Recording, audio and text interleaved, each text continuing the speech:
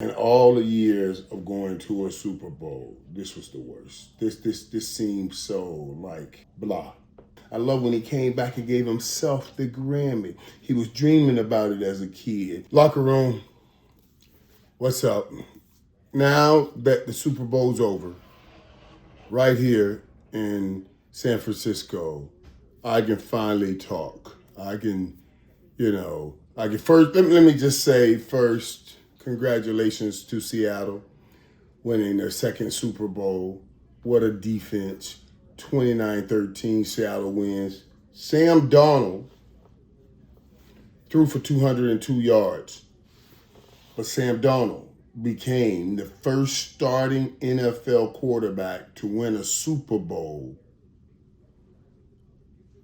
after playing on 5+ teams. 5+ teams. That's going to shake some things up as we move forward. There's a lot in that statement, right?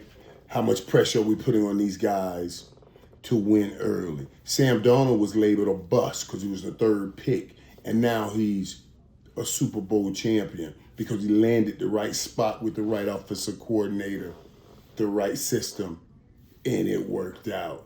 Less pressure on him in Seattle than he dealt with in New York. I mean, it's just an incredible story. Now, where do you put Sam Darnold after he wins his Super Bowl? We always talk about we measure quarterbacks by wins and by championships. Now, Sam Darnold has won, and so many, the Josh Allens, the Lamar Jacksons, the Joe Burrows, all of those bad boys, Justin Herberts that do not have one. Sam Darnold beat you. Beat you all. Congrats to Sam. And it's a great story for all the young quarterbacks the Mac Jones of the world, who go to places like New England and wow, I can't play. It's a great story to keep fighting. Incidentally, Mac Jones looked great this year in San Francisco. He looked great playing for San Francisco in the 8 games he played. He won 5 of them. We're really learning these guys can play. They just need some time for growth. And we throw them right in the fire. And a lot of them, I think you're destroying and ruining these young quarterbacks by putting them in too early. I'm so happy this thing has worked out for Sam Darnold, and I'm so happy that he gets to hold his head up high. He gets to take that name, I'm a bust, off my tag. I don't care how many teams I went to, that'll get lost now that he is a Super Bowl champion. He was the 3rd pick in the draft, and he won a Super Bowl. You can't put that in bust category. Yeah. He changed his outcome, changed the narrative that will be spoken about him. Even though this game, just like the rest of the playoffs, or most of the playoffs, because Sam made some plays, Seattle's running game was the leading protagonist in the play. And 135 for Walker again, and he gets MVP, rightfully so, but I thought you could have given it to that whole Seattle defense, to be honest with you, if that has ever been done before, because that defense was insane. At one point, they had 7 sacks, and they had only given up 7 points. You know how insane that is? That was incredible. To have more sacks, to have the number of sacks match the amount of points you've given up. We gave 7 sacks. We got 7 sacks. We only gave up 7 points. Incredible. That was, they made some plays. Well, that defense was insane. It was incredible. But what I really want to tell you, and why I really didn't give reports on this weekend or on this Super Bowl, and I didn't want to say it while I was in the midst of it. I wanted to wait till it was over. Honestly, locker room. This is a horrible Super Bowl.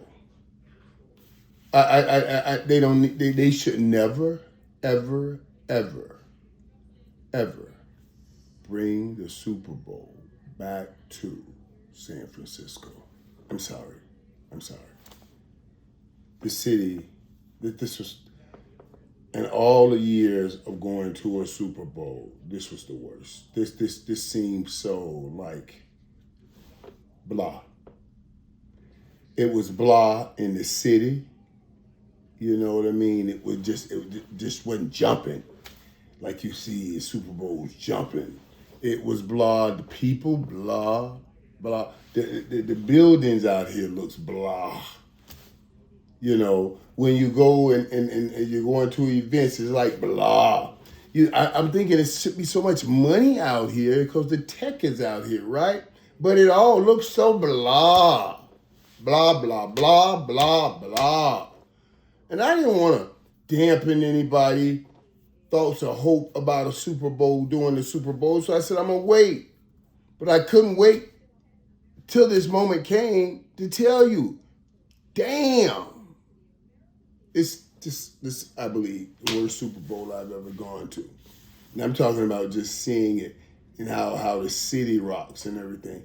And then the game started and it followed suit. I was like, this is not a good game, you know, after not having a great week here.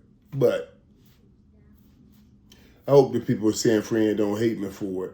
Because I've had great times here and, you know, came here, played some nice championship games, NFC championship games. But this, no more. You cannot bring that Super Bowl back here anymore. No. That's just my thoughts, you know.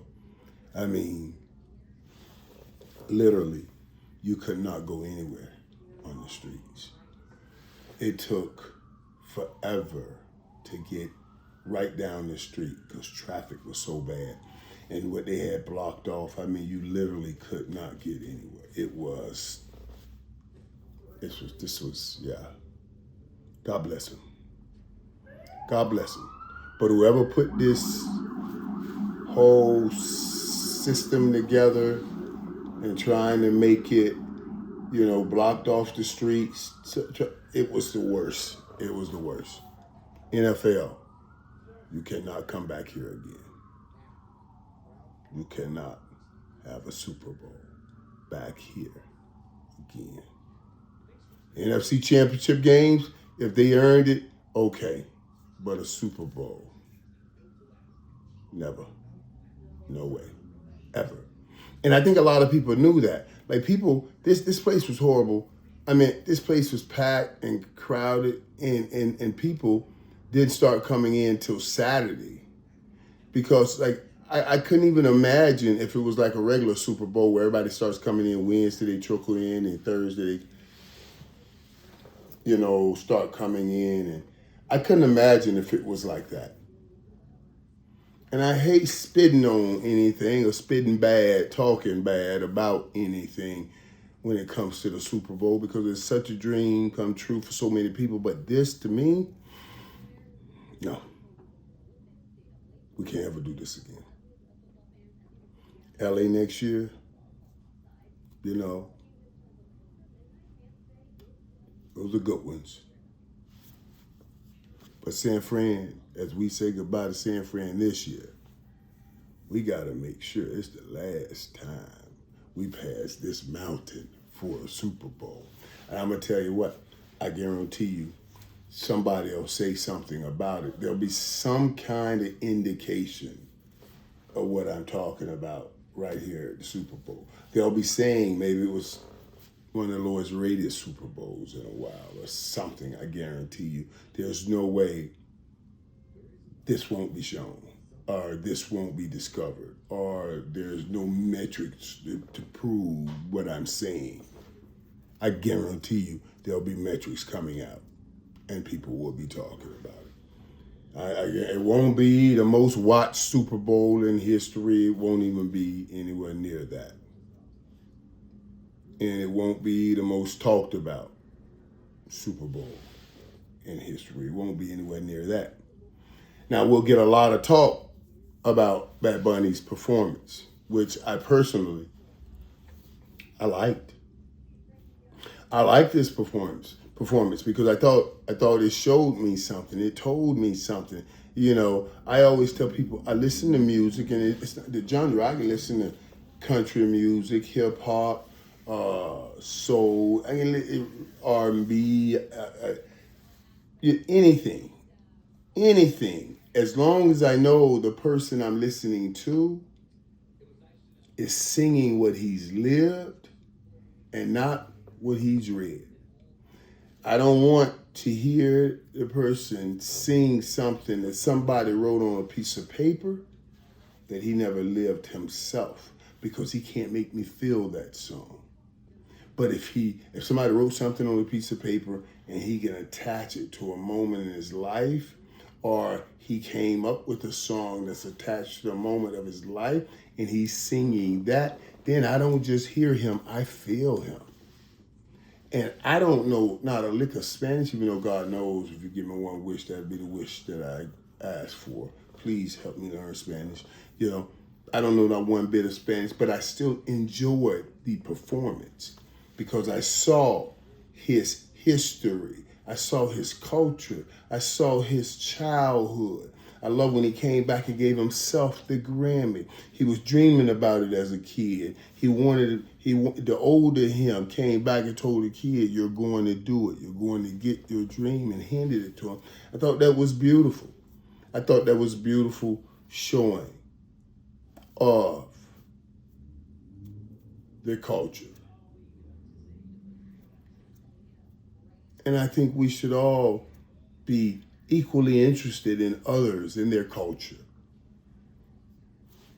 and try to commingle this thing all together to make one great culture. Like I love that. That's what we all should be doing. You'll get a lot of people saying a lot of things about the Bad Bunny performance, and they'll try to make it political and all of that stuff. Just stay with where I am on it. All I know is I love seeing artists do what God has given them the blessing and the gifts to do. And especially when it's real, when he's sharing something that means something, when he's saying something from his heart.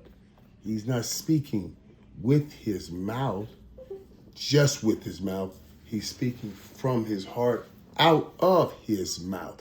And that makes a huge difference. And I thought that's exactly what Bad Bunny did tonight in that halftime performance. Yeah. When I first started got in the league, guys, when I got in the league and I first started making some money, and I got me a passport because I wanted to start traveling internationally. You know what they said to me when I was getting my passport? They said there's only a certain percentage of Americans that have passports, because we have this self-aggrandizement attitude, like we're the greatest. Everybody has to come here. We don't want to go anywhere. We don't want to see their culture, be around them, anything like that. And I thought that was shocking. That was shocking. I love getting out the country. I love seeing different things. And there's so many beautiful things, you know what I mean, out there. So many beautiful cultures. There's so many beautiful things out there. So I enjoyed seeing that culture tonight. Now, you guys know nobody can defend me, but I finally found someone that can. Simply Safe is the only defender that can cover the playmaker.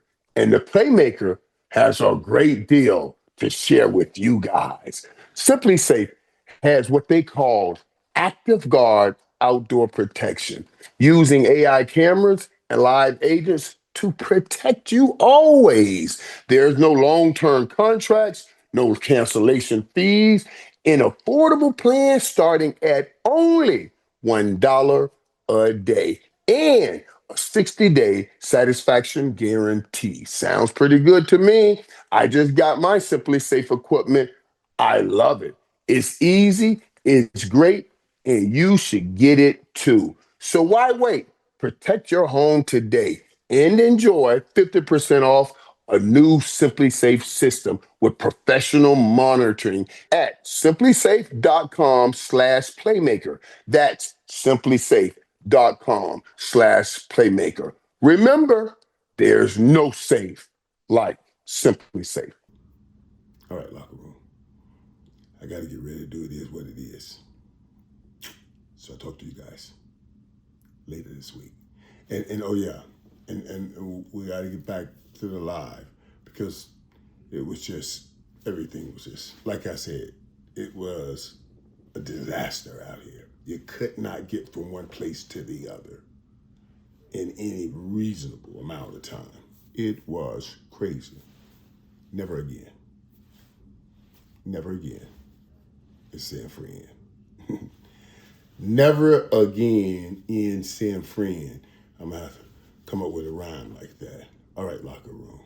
Check it out. Oh. Let me tell you something else, locker room. Also, on the White House podcast, man, you're going to have Stephen A. coming up, man. And we'll start doing interviews, and you'll get those interviews coming up this week. But I'm going to tell you something, man. Out of all of them, I love Stephen A. because that's my boy.